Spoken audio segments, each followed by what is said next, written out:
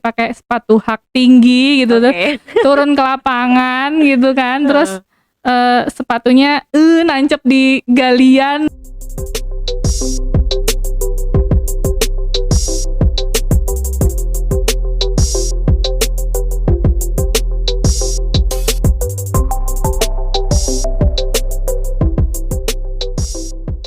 Hai Sobat Tiu, kita ketemu lagi di TiuCast, Tirta Utama Podcast. Dan tamu saya hari ini adalah seorang wanita. Senang ya kalau misalnya cewek ketemu cewek tuh hawanya pengen rumpi gitu ya.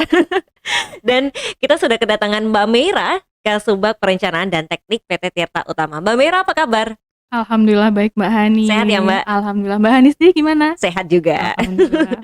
Nah, kita hari ini akan ngebahas sebuah tema yaitu wanita dalam teknik. Wah, saya tuh senang kalau misalnya ngelihat cewek-cewek anti mainstream ya, bisa dibilang begitu. Kalau misalnya biasanya mungkin cewek-cewek ambil pekerjaannya istilahnya mungkin lebih halus atau lebih ke hal-hal yang ya cewek banget lah. Kalau teknik kan biasanya masyarakat menganggapnya bahwa ini hal yang cowok gitu kan. Bahkan mungkin dari segi kampus pun pasti kalau misalnya cewek-cewek di bidang teknik akan lebih sedikit daripada cowok-cowoknya gitu. Nah, Mbak Meira ini sudah berapa lama sih terjun di bidang teknik terutama yang berada di sekitar air bersih ya? Oke, terima kasih Mbak Hani. Halo Sobat Tiu. Mhm. Ya, jadi gini Mbak Hani, kalau saya sendiri, saya di bidang air bersih ini, saya kerja Mhm. di bidang air bersih ini sudah kurang lebih 10 tahun Mbak Hani. Wah, lama ya? Iya, 1 dekade. 10 tahun, iya. Mhm. Jadi, kalau saya sendiri sih bergabung di Tirta Utama ini belum lama, baru Mhm. kurang lebih 1 tahunan. Nah, Oke. namun sebelumnya, saya, sama di bidang air bersih juga, Mhm. cuman waktu itu di PDAM, seperti itu. Nah, di Mmm. PDAM. Nah, Dari segi tugasnya sama-sama beda apa beda jauh nih, Mbak? jadi gini Mbak Hani, mungkin saya boleh cerita sedikit ya Mbak Boleh Hani ya, boleh. ya. Kenapa kok, saya dari PDAM terus Mhm. kemudian kerja di Tirta Utama juga gitu, yang Mhm. sama-sama masih air bersih juga gitu ya Mbak Hani. Mhm. Nah, jadi dari dulu nih Mbak Hani, Mhm. dari zaman kuliah itu saya tuh memang, apa ya, eee, seneng sama air gitu, tertarik sama air Oh. gitu Mbak. Mhm. Karena menurut saya ya, air itu luar biasa Mbak, air itu sumber kehidupan ya, kita tahu ya. Mhm. Tanpa air kita bisa apalah ya gitu kan. Mhm. Mungkin kalau, nggak ada listrik kita masih bisa survive, cuman kalau Ya. nggak ada air gitu, Bener. ibaratnya bayangkan ya, kita Ah hah. nggak bisa mandi, nggak bisa Mhm. nyuci, nggak bisa minum gitu kan. Terus apalagi nggak bisa kalau kita yang beribadah kan berarti nggak bisa Mhm. wudu gitu. Mhm. Nah, itu kan luar biasa. Jadi saya memang, kenapa saya begitu tertarik dengan Mhm. dunia perairan gitu ya Mbak ya. Nah, itu Mhm. karena, bekerja di bidang penyediaan air bersih menurut saya itu Mhm. sesuatu yang sangat luar biasa gitu. Mhm. Karena pertama kita bisa membantu banyak masyarakat untuk bisa berwudu gitu Mhm. ya, terus bisa minum, Betul. cuci gitu. Nah, itu Mhm. menurut saya luar biasa. Nah, Berarti udah diniatkan dari zaman kuliah tuh? iya Mbak, Ngambilnya jurusan apa berarti? saya dulu di teknik lingkungan. Oh, teknik lingkungan, Iya, oke. betul. Iya mungkin, ini ada cerita lagi nih Mbak Hani nih Mhm. ya, ada cerita lagi nih. Dulu tuh waktu dulu waktu saya masih di PDAM tuh Mbak. Nah, Mhm. kita kan tahu ya kalau PDAM itu, perusahaan penyedia air bersih gitu. Mhm. Nah, tapi, di situ kan dia tugasnya ada 2 Mbak. Ada tugas untuk mencari profit, profit oriented, juga social oriented, seperti itu Mhm. ya. Nah itu, dulu, ada cerita nih dulu, saya pernah ada pengalaman di mana, saya tuh, ikut terjun di, perencanaan PDAM untuk melayani satu desa Mbak, satu Mhm. desa yang betul-betul dia itu, nggak punya sumber air bersih seperti itu, nggak punya Oke. sumber air bersih. Jadi, masyarakatnya itu Mbak, jadi, dia, nampung air hujan ya, Mhm. nampung air hujan di halamannya, di kolam seperti itu ya, di Mhm. kolam itu. Nah, terus nanti diambil saringan seadanya lah Mbak, itu tuh Mhm. untuk aktivitas sehari-harinya Jadi seperti masih itu. tradisional banget ya? Iya, dan itu kan Oh. tahu sendirilah kalau air hujan Mhm. ditampung seperti apa ya gitu kan. Untuk minum sendiri aja dari segi kesehatan mungkin sangat amat tidak memenuhi syarat ya, seperti itu. Mhm. Nah, itu tuh betul-betul kesulitan Mbak. Nah, itu satu desa itu betul-betul tidak punya sumber air ya, eee, nah itu dulu kita ada perencanaan ke desa tersebut ya, Mhm. sampai akhirnya, mereka bisa terlayani air bersih, bisa menikmati air bersih, langsung buka keran langsung ada Air air bersih. bersih. Nah, seperti itu. Nah, dari situ terus ada satu titik momen ya, di mana, di situ tuh saya tersadarkan bahwa, ini baru satu desa di satu kabupaten saja, seperti Mhm. itu. Nah, eee, bayangkan bagaimana jika, saya bisa bekerja Mhm. ya, di pelayanan air bersih, tapi yang lingkupnya tuh lebih luas, seperti Mhm. itu. Nggak hanya melayani satu kabupaten, tapi beberapa kabupaten dalam satu provinsi, itu kan Mhm. pasti luar biasa lagi ya, Mbak Hani ya. Mhm. Nah, dari situlah, berangkat dari situlah ya, dari, apa sih, eee it's my dream gitu. Berangkat dari situlah terus Heeh. akhirnya saya bergabung dengan Tirta Utama, seperti Mhm. itu. Karena kita tahu bahwa, Tirta Utama ini kan penyedia air bersih di Provinsi Jawa Tengah ya, Mbak Hani Mmm. ya, spam regional di Provinsi Jawa Tengah. Jadi ruang lingkupnya tuh nggak cuman melayani satu kabupaten, tapi satu provinsi, Mbak Hani. Mhm. Mungkin, sebelumnya mungkin sudah dijelaskan juga ya oleh Mhm. bapak-bapak direktur bidang bahwa kita ada pelayanan di unit, Bergas, Mhm. Brebes, Tegal, Slawi, Mhm. kemudian Pekalongan, terus kemudian Kebumen, Purworejo, itu kan luar biasa ya, Mbak. Jadi apa ya, eee, apa, eee, kontribusi Mhm. atau, kita bisa berkarya di ruang lingkup yang lebih Lebih luas luas. lagi, seperti Mhm. itu. Nah, itu tuh bagi saya itu sesuatu yang luar biasa Mhm. sekali, seperti itu. Nah, Oke. mungkin itu sedikitlah ceritanya. Background story-nya ya, Iya, kenapa betul, kemudian, mendedikasikan karirnya ini di bidang air bersih, begitu. Jadi it's my dream-nya Mbak Meira itu bukan ke Kapadokia, tapi untuk bisa membantu masyarakat betul, mendapatkan air bersih, begitu ya. Oke, ini menarik ya, perjalanannya sudah bertahun-tahun, berpengalaman di bidang, pelayanan air bersih, dan kemudian sekarang setelah akhirnya bisa bergabung di PT Tirta Utama, apa yang menjadi tugasnya Mbak Meira? oke. Kalau sekarang nih saya di Tirta Utama itu saya masuk di bagian perencanaan teknik, Mbak. Jadi Mhm. perencanaan teknik itu di bawahnya direktori teknik, seperti itu. Mhm. Nah, di perencanaan teknik ini sendiri ya, di Tirta Utama, Mbak, khususnya, ini tuh kita ada perencanaan internal dan perencanaan eksternal. Kita sebut seperti itu aja ya, Mbak, ya, Mhm. lebih gampangnya ya, supaya lebih mudah dipahami. Iya. Nah, kalau perencanaan internal nih, Mbak, jadi kita tuh lebih banyak merencanakan, kebutuhan-kebutuhan di internal perusahaan. Mhm. Seperti kita tahu kan di Tirta Utama sendiri sudah ada, sistem yang sudah berjalan, Mhm. seperti itu kan. Ada Bergas, Petanglong, kemudian Keburejo, itu kan sudah Mhm. berjalan.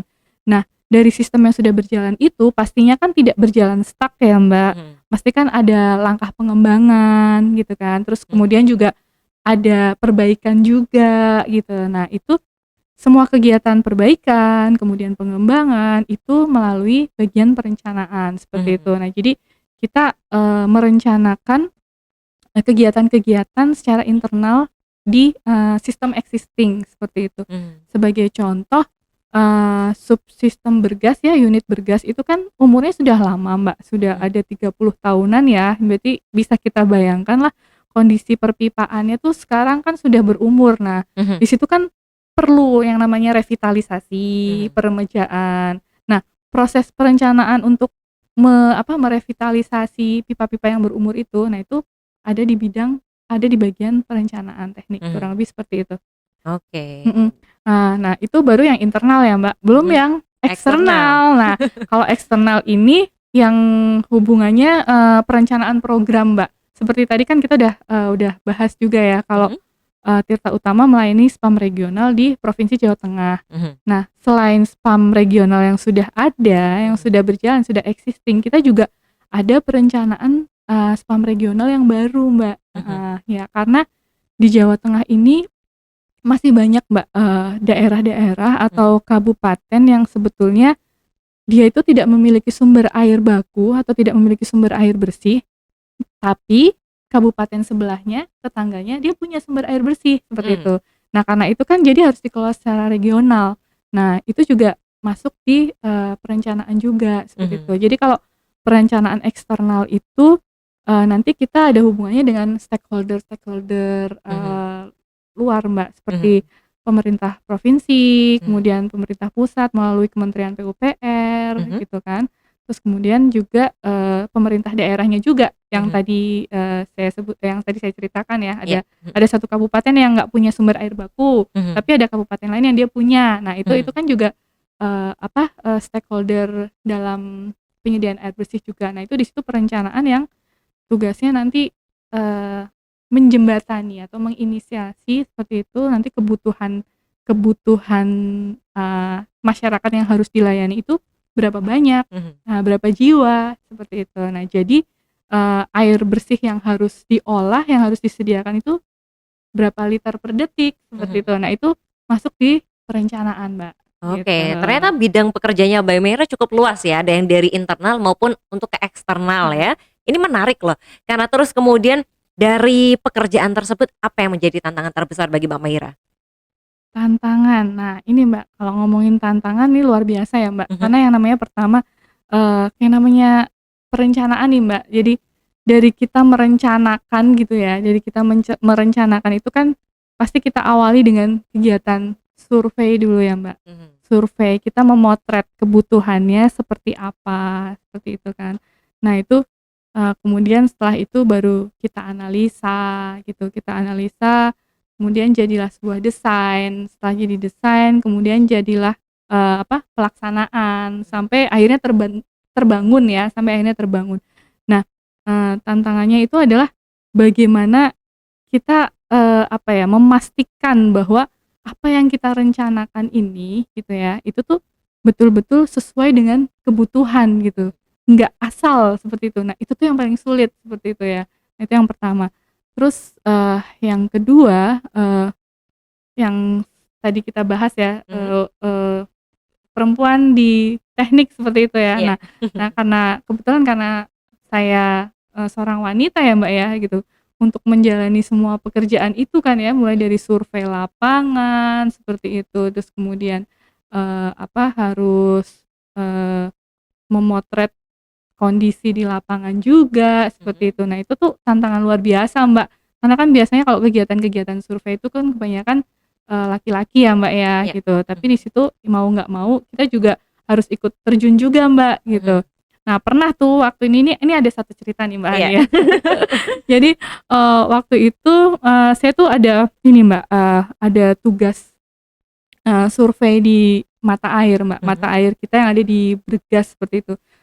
Seperti kita tahu ya biasanya kalau mata air itu kan, lokasinya tuh di tempat yang Terpencil ya? terpencil, terus tinggi gitu kan, Mbak, Iya. di gunung gitu kan, Mbak. Mhm. Nah itu tuh, waktu itu tuh kita tuh untuk kita menuju ke sumber air kita gitu, ke sumber air kita ke sana kan dengan medannya bergunung gitu kan. Mhm. Nah itu tuh kita harus mencapainya dengan naik motor trail, Oke. dengan jalan yang sempit, Mbak. Heeh. Jalannya itu sangat sempit, Mhm. Mbak, kayaknya 1 meter ada nggak Iya, ya itu, Mbak Mira ini bonceng kan? Atau bisa pakai motor trail ternyata? bonceng, Mbak. Kirain juga salah satu skill yang harus dimiliki harus bisa naik motor trail, oke. Enggak, Mbak, kalau itu, bonceng tuh ya, mau Mhm. nggak mau harus bonceng, Mbak, itu. Nah itu untuk menuju ke sana tuh, Mbak, itu tuh kita harus naik motor trail kan. Mhm. Nah dengan medan yang, wah, luar biasa gitu kan, naik turun gunung seperti itu. Mhm. Nah itu, ya mau nggak mau kita juga tetap harus jalani seperti Mhm. itu. Nah yang lucu lagi nih, Mbak, bukan lucu, nah, eee, yang menarik lagi nih, Mbak. Nah Mhm. waktu itu, ketika, ketika saya dinas luar ke itu, ke mata air tersebut ya, mata Mhm. air suci waktu itu di, unit Bergas gitu kan. Nah waktu sebelum berangkat itu kan kita udah, ditanya nih terus, "Udah siap ke Suci? Ayo terus berangkat. Nih nggak ada yang lagi hamil kan?" Terus, "Enggak ada." "Ya wes berangkat." Berangkat naik motor trail dengan medan berbatu, naik, dan di kaki gunung gitu kan. Ya Mhm. udah sampailah sana, udah. Terus setelah itu, setelah saya pulang dinas luar tuh, Mbak, setelah dari acara survei di mata air itu, Mbak. Mhm. Nah itu setelah selesai kerjaan itu, pulang gitu kan. Nah ternyata, seminggu kemudian saya baru tahu kalau ternyata saya tuh hamil gitu. Jadi bayangkan, Kuat banget jadi berarti waktu ya? itu gitu kan, Heeh. waktu itu ternyata saya tuh naik gunung, Heeh. naik motor trail, berarti waktu itu saya tuh aslinya mungkin udah hamil gitu. Wah, Iya. luar biasa. Itu tantangan, Mbak. Tantangan karena Heeh. mau nggak mau ya, maksudnya mau nggak mau ya itu udah tanggung jawab pekerjaan ya, Mbak. Mhm. Jadi ya itu ada di apa, cerita itunya lah, suka dukanya kayak Nggak gitu. tidak terlupakan ya. Iya, Kalau misalnya heeh. waktu itu sudah tahu kalau hamil, Oh, bakal ikut nggak? ya nggak bakal ikut. Nggak bakal ikut, Mbak, Heeh gitu. heeh. Cuman kan, "Yuk yuk kita berangkat." Ya udah terus kan, terus Mhm. ternyata, setelah, di sana, setelah pulang Heeh. gitu kan baru beberapa hari kemudian, terus Iya. minggu kemudian tahu, "Wah, berarti kemarin waktu waktu apa, waktu survei itu Mhm. udah kondisi hamil berarti." Iya. Ini anaknya udah diajak nge-trace dari dini ya, sedang dalam Iya kandungan. iya itu. Oke. Iya seperti itu, Mbak. Ya ini tantangannya perempuan dalam teknik itu Iya, tadi ya. betul Tapi seru betul. banget loh kita dengerin ceritanya Mbak Meira ya. Terus kemudian, ada pengalaman lain nggak nih yang Mbak Meira rasain, mungkin yang lucu selama di lapangan? Apalagi kayak tadi yang Mbak Meira bilang kan, harus bisa apa ya, switch begitu kan ketika, dari perempuan yang mungkin biasanya harus tampil on gitu kan, stunning dengan, berbagai macam perlengkapannya, sepatu segala macam, terus kemudian harus naik gunung, harus ke lapangan. Ada cerita menarik nggak? Iya. Ini pernah juga nih, Mbak, nih, saya jadi inget nih. Jadi, kalau kita kan di Tirta Utama kan kita melayani spam regional ya, Mbak, ya. Jadi kan, apa, stakeholder kita atau, pelanggan kita itu kan adalah, dari PDAM-PDAM gitu ya. Nah, jadi stakeholder kita juga banyak gitu yang harus kita temui gitu kan, yang harus kita koordinasi dengan mereka. Nah, pernah ini satu satu apa ya, satu waktu ini, jadi waktu itu, saya menyertai Mhm. direktur bidang gitu ya untuk pertemuan dengan, off taker, salah satu off taker seperti itu, untuk membahas mengenai serapan. Mhm. Nah gitu kan. Nah, yang namanya ketemu sama pelanggan, sama off taker, sama stakeholder kan pasti kita harus tampil rapi ya, Mbak, ya, harus membawa citra yang baiklah, akan PT Tirta Utama seperti itu. Jadi nah setelah ketemu dengan off taker, setelah Mhm. ketemu dengan off taker terus habis itu, dari Pak Direktur Bidang langsung ngajak ke lapangan, Mhm. "Ayo kita ke lapangan ngecek pekerjaan, ngecek kerjaan apa, pemasangan pipa di sini," gitu kan. "Oke," gitu kan, langsung jalan. Nah begitu sampai TKP nih, Mbak, begitu Mhm. sampai TKP ya Mbak Hani bisa bayangkan kan ya, sebuah pekerjaan pemasangan pipa ya, Iya, pasti kan di situ ada namanya proyek gitu ya. proyek galian Galian. tanah gitu kan, galian tanah, terus ada pipa yang besar-besar di Mhm. pinggir jalan gitu kan. Nah di situ gitu kan, ya saya sebagai, satu-satunya wanita yang waktu itu ikut ya, Mbak, ya, terus kita habis pulang rapat gitu kan Mhm. masih dengan penampilan yang cewek lah, Mhm. rapi gitu kan, masih pakai sepatu hak tinggi gitu, terus Oke. turun ke lapangan gitu kan, terus, Heeh. sepatunya, nancep di galian, wow. Tahu banget ini gimana perasaannya ya. Iya, karena kan memang betul-betul bukan Heeh. bukan nggak persiapan untuk ke lapangan gitu, Iya. Mbak. Jadi memang ya itu tadi, Mbak, kita cewek teknik ya, Mhm. sebagai cewek teknik itu memang dituntut harus selalu siap sedia gitu ya. Mhm. Maksudnya harus harus bisa jadi apa aja gitu. Mhm. Ketika kita harus menemui apa, stakeholder, menemui, off taker gitu kan, kita juga harus, siap gitu. Mhm. Terus kemudian kalau tiba-tiba kita harus ke lapangan, diajak ke lapangan, kita juga harus siap, Mhm. seperti itu, Mbak. Jadi memang bener, Mbak, kayak saya Mhm. sendiri kalau, di kantor itu udah persiapan, Mbak. Jadi Mhm. di kantor, kita punya sepatu yang kira-kira, kalau misalkan ada tuntutan kita harus ke lapangan, kita Mhm. punya sepatu lapangan gitu. Mhm. Terus kalau misalkan nanti tiba-tiba diajak rapat, kita juga punya sepatu yang Iya. untuk berangkat rapat kayak gitu Bener kan. bener bener. Jadi itu bener-bener Heeh. ya itulah, Mbak, dinamikanya namanya cewek teknik gitu ya. Oke. Cewek teknik tuh seperti itu gitu. Jadi harus siap jadi bunglon, bukan bunglon, apa ya, bunglon kali ya. Harus siap di mana Heeh, aja kayak oke gitu. Nah, baiklah. seperti itu. Itu pro tips banget ya, tapi nggak usah jadi anak teknik, saya juga gitu Mbak, ada misalnya sandal buat kamar Oh, mandi, sepatu flat shoes buat biasa, sepatu rapat ada sendiri gitu kan.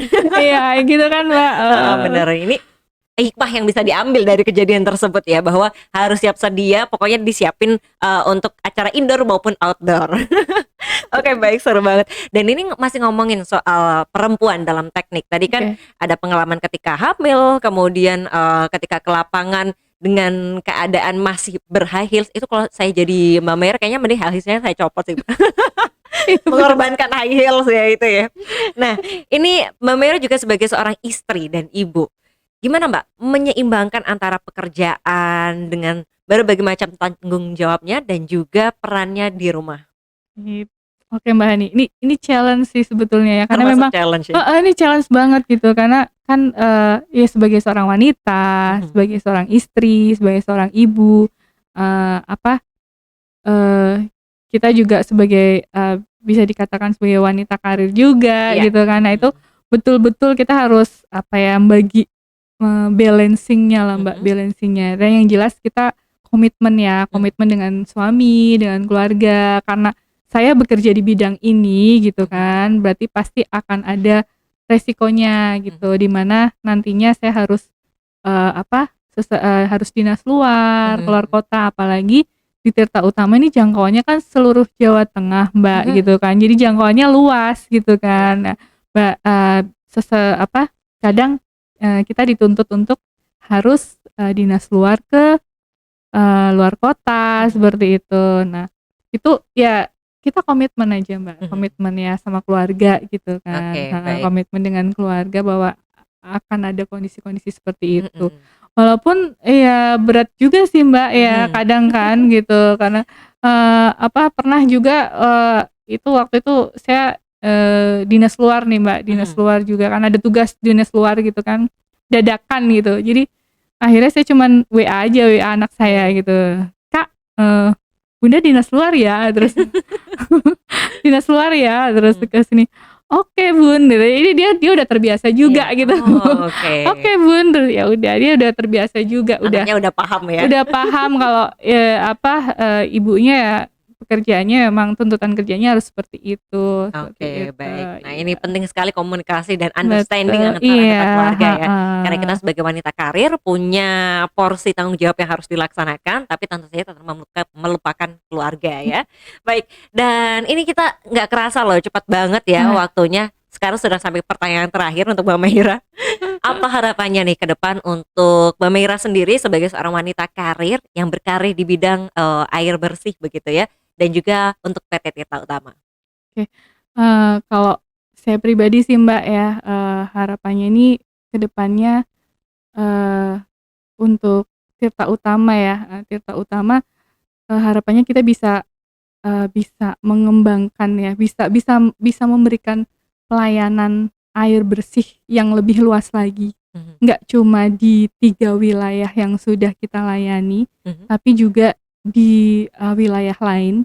Karena, apa, kita tahu bahwa, nggak semua wilayah itu dia punya, nggak semua wilayah itu ada ya, tersedia atau punya air bersih yang, apa, memadai gitu mhm. ya, yang proper. Nah itu Eee, semoga ke depan ya Tirta Mhm, Utama bisa lebih luas lagi jangkauan mhm, pelayanannya gitu. Karena mhm, sebetulnya sekarang kita pun sudah sedang mengembangkan itu Mbak mhm, ya, sudah ada beberapa, wilayah nih, sudah mhm, ada beberapa wilayah yang sedang kita rencanakan, yang sedang sedang kita sedang kita kembangkan. susun lah ya, Mhm, sedang kita susun untuk kembangkan di wilayah timur ya, mhm, di, Jawa Tengah bagian timur timur. gitu, seperti itu. Dan itu, sudah ada gitu. Selain itu juga, apa, semoga ke depannya, Tirta Utama juga bisa, melebarkan sayap lagi ya, Mbak, Mhm, ya, heeh. Karena nggak cuman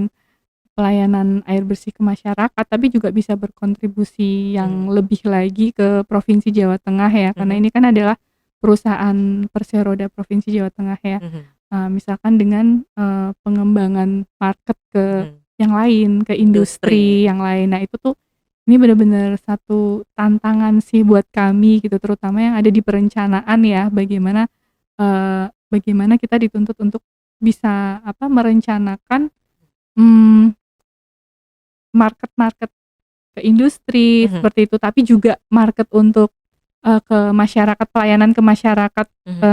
umum domestik juga, tidak boleh, Dilupakan. dilupakan, seperti itu. Nah itu tuh, harapannya semoga ke depan kita bisa mewujudkan itu Mbak, heeh, Mhm. mewujudkan itu, seperti itu. Oke, baik. Jadi bisa, menyusun untuk nantinya menargetkan market yang Mhm, bisa menjadi prospek ke depan, mhm, iya, tapi juga selalu memberikan pelayanan juga kepada masyarakat. Semakin banyak yang bisa iya, terlayani iya, nantinya ya, untuk bisa mewujudkan impian dari Mbak Maira untuk membantu masyarakat. Terima kasih banyak Mbak Maira mhm, sudah berbagi pengalamannya, ceritanya selama bekerja sama-sama di Mbak Hani. PT Tirta Utama maupun pengalaman pribadinya yang sangat seru. Moga-moga kita nanti ketemu di episode lainnya ya, Mbak, atau kita nanti lanjut ngobrol aja habis ini. Boleh Mbak Hani, boleh. Kayaknya kayaknya, nggak cukup nih Mbak, cukup Heeh, satu podcast ini kayaknya nggak cukup ya Mbak, karena, benar. biasanya kita sebagai wanita gitu kan pasti ada banyak Bisa yang bisa di-sharing ya? kita sharing Heeh, ya Mbak ya, oke. suka duka dan Butuh dinamikanya, shareries banyak, oke. Dan juga makanya untuk Sobat Tiu jangan lupa untuk saksikan terus episode lainnya dari Tiu Podcast yang akan selalu hadir untuk memberikan informasi seputar PT Tirta Utama dan hal-hal di baliknya. Dan saya Handi Nurmalita serta seluruh kerabat kerja yang bertugas serta Mbak Meira mengucapkan terima kasih sudah menyaksikan podcast ini. Sampai ketemu lagi di episode selanjutnya. Bye-bye.